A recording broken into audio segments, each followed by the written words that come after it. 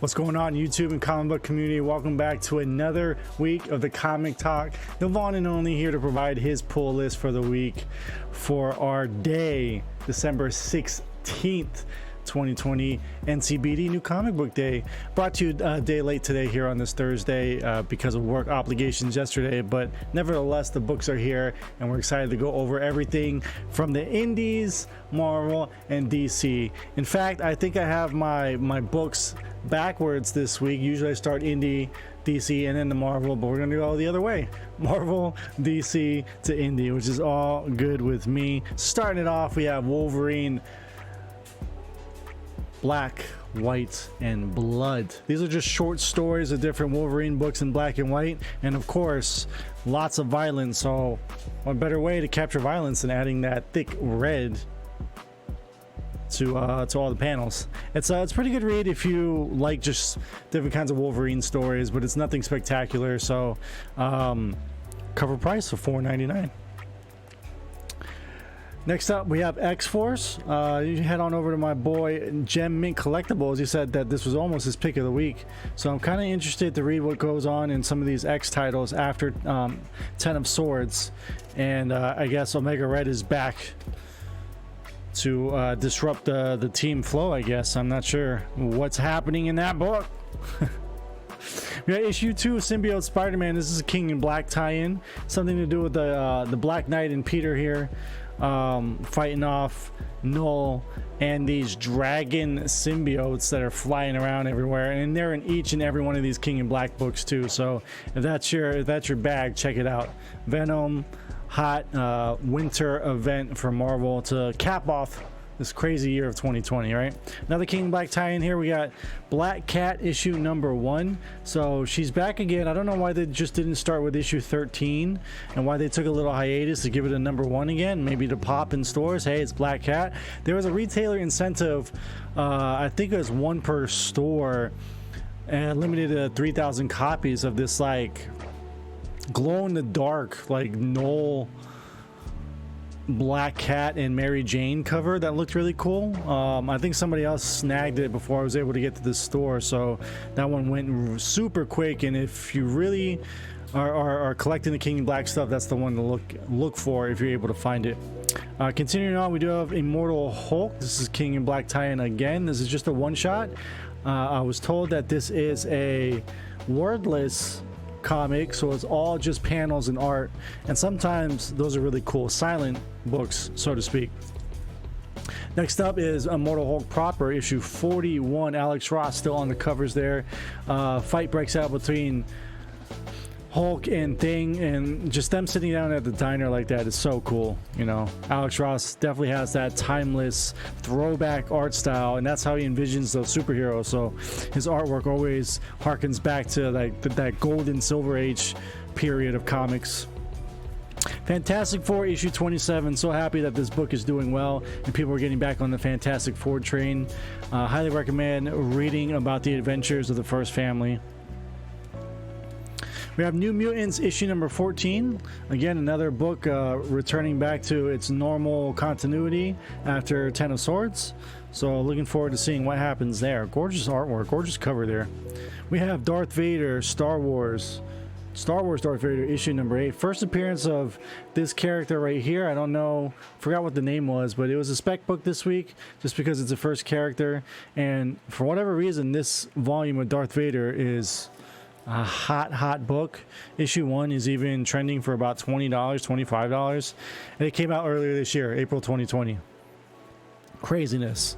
I wanted to get back on the Miss Marvel train since we got news of Kamala Khan in the MCU with the conference call that they had last week. So I want to get back to reading some Miss Marvel and seeing what's going on in her world.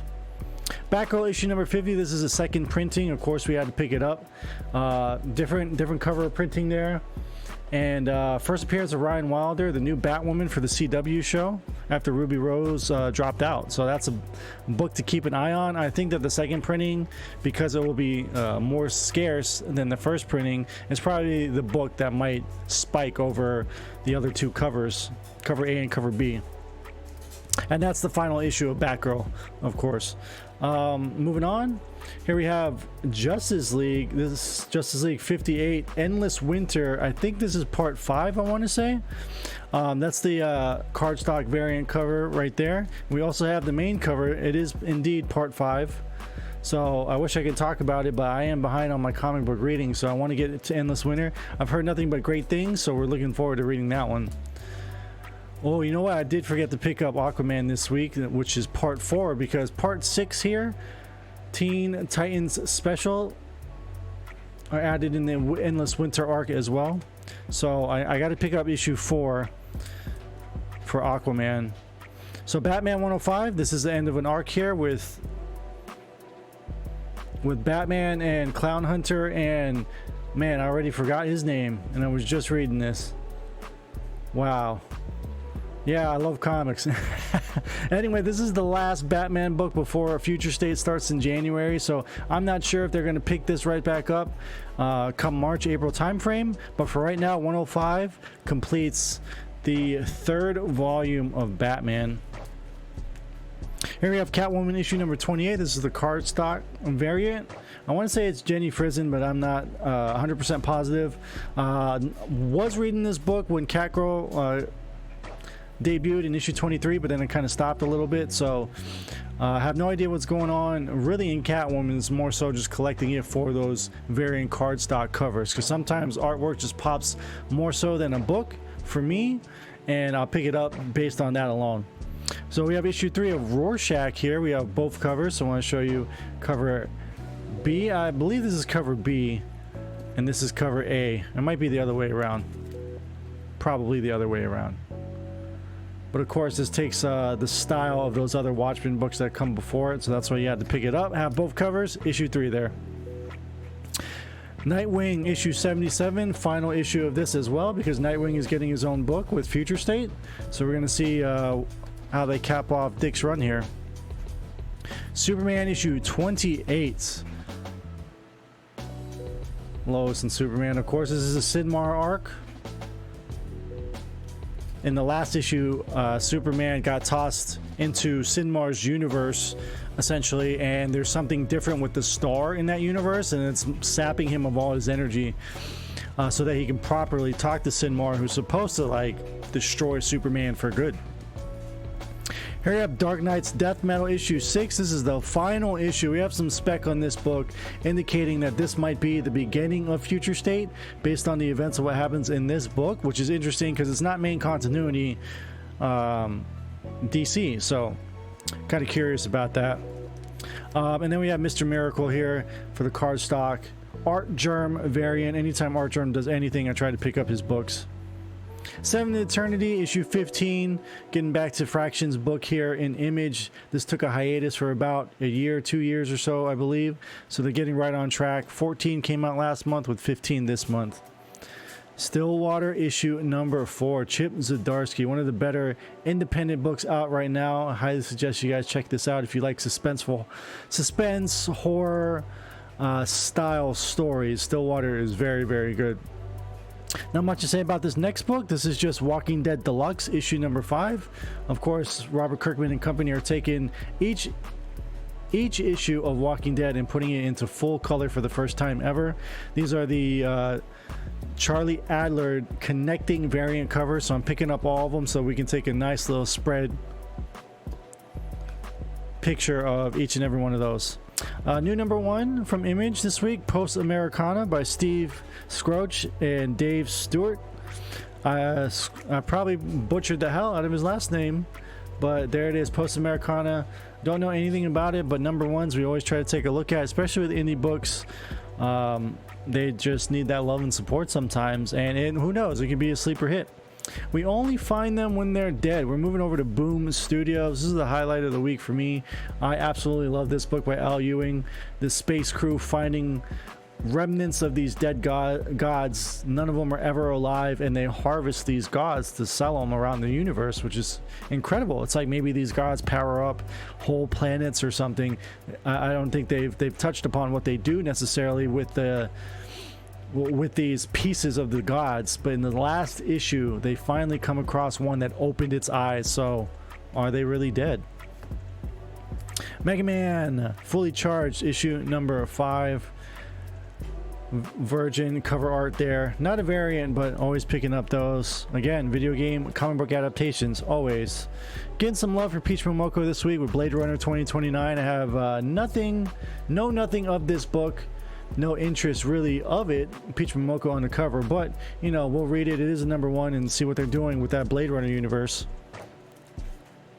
Power Rangers issue number 2.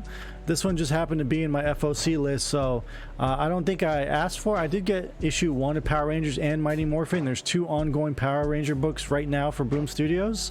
Issue 1 was pretty good, but we'll figure out what to do, how issue 2 is, and maybe I might continue putting this on the list. Again, this one wasn't on it, but since it, you know, my comic store, my LCS ordered it, you know, I just did the due diligence of like, hey, yeah, I'll pick it up. So I hear a lot of good things about this book here. This is from Aftershock Comics, very small indie company here, for a book called We Live by the Miranda Brothers. This is issue number 3. I have to go and find the second, third printings of issue 1 and 2, but everyone keeps talking about this book. Decided to give it a shot and see what all the fuss is about. Cyberpunk 2077 Trauma Team. This is issue 4 of 4 limited series by Colin Bunn. We just mentioned earlier before we started the comic talk in stream about the Cyberpunk news. There's a lot of Cyberpunk news happening. Game is finally out. Anyone that's playing it, I hope you've been enjoying it. And just a reminder that this 4-issue limited series is out in comic stores now by Dark Horse. Check it out. It's just more lore within the Cyberpunk universe. And that does it for the normal books of the week. I'm going to show you guys some variants that we picked up. We picked up the Dark Knight's Death Metal 6 Robin King variant. They've been doing all these musical number variants. Last issue had Aquaman playing like the organ, and then you had Flash playing drums. Who was it? Wally West Flash, not Barry Allen. So this is a variant cover there with Robin King. I really like the design of Robin King, so anytime I see him on a cover, I tend to pick him up. Dynamite issue number, I believe this is issue 2 or 3. It might be 3 but it's hard to tell because this is a Virgin variant cover, but it's an homage cover to Amazing Fantasy 15, the very first appearance of Spider-Man. There you have Red Sonja on that homage. Very cool cover, and this one's a zombified one, so there's 2 different ones. This one has her face showing as a zombie, the other one's just her normal face. Batman 105, we picked up the character sketch variant. We've been picking up each and every one of these that come out if I can get them. Sometimes I'm kind of late to the party. Luckily they had some copies of this, so I picked it up as well.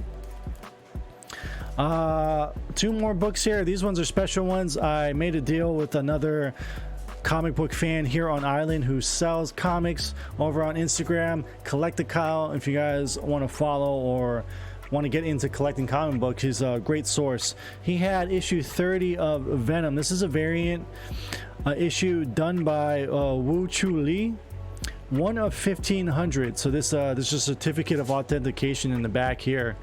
That you guys see, but this is a homage cover already to Venom issue number 3, the very first full appearance of Null.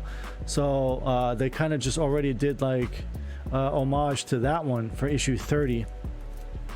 Last but not least, Brian over at Troy's Comics hooked us up with this one. I've been trying to look for this issue and the previous issue before it, which is issue 23. These are the Joshua Middleton cardstock variants for Batgirl when he first started doing them.